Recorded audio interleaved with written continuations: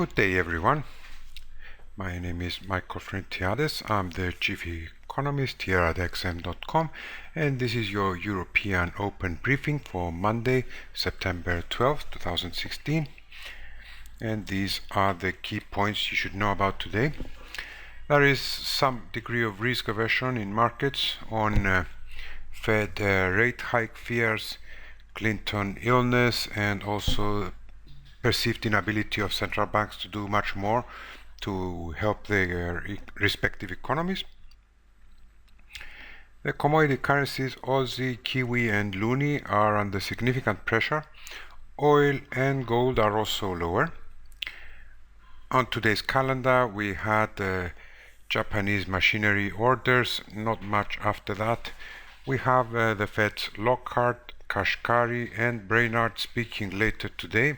These are the last speakers from the Federal Reserve before the FOMC meeting on September 20 to the 21st.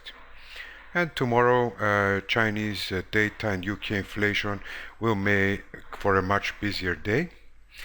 Now, as you can see, during the past couple of trading sessions, we have increased skepticism on the central bank's ability to pull more rabbits out of the hat in the form of extra stimulus. Following the ECB meeting where nothing happened, the Bank of Japan is also seen as unable to do much more. This is affecting both bonds and stocks, and interestingly, gold is also not doing very well in this type of environment. We'll talk a bit about that as well. Here we have the German 10-year yield, which has switched to being positive again. We see now it is yielding a positive 3 basis points. It was yielding a negative 12 basis points as early as last Wednesday, and US 10-year yields in purple, we see them rising also to around 1.67%. Now, European markets are opening down more than 1%. Here is the German DAX, which has opened down. The S&P futures also appear to be off, and it will be interesting whether a correction will take place. The yen, interestingly enough, we talked about gold, which is not working so well as a hedge. The yen is also not benefiting as much. Okay, we see the yen a little firmer, but not that much. The US dollar, from its part, is being helped by speculation that there could be a September rate hike. There was a speech by Fed's Rosengren last week, which was relatively hawkish. Now, again, interestingly, a September rate hike is not out of the question even after the weak data we saw recently. The markets give it around a 30% chance, and more on that, of course, after today's Fed speakers. We'll get some updates on that. Interestingly, presidential candidate Hillary Clinton falling ill to pneumonia gave rise to a lot of rumors. She may have other health issues which will impact the election, and this, of course, is a US dollar negative.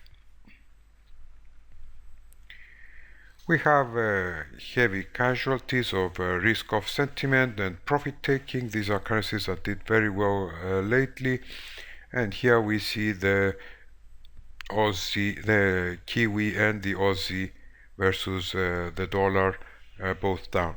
And the Loonie has also sunk as crude oil futures eased back to around $45 a barrel.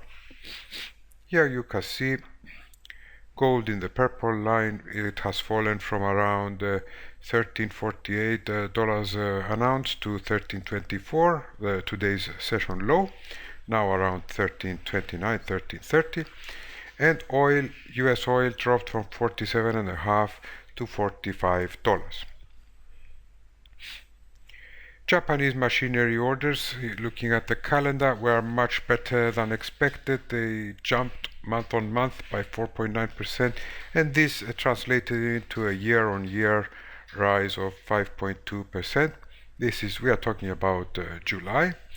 Nothing major expected ahead. We have Fed speakers Lockhart at 1200 GMT, Kashkari at 1700, Brainard at 1750, and these are the last speeches we said from the Fed before the meeting. There will be a blackout period.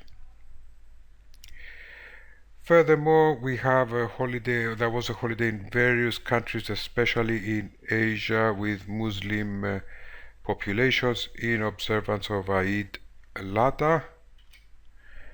And that's all from me today. Thank you very much for watching and have a great day.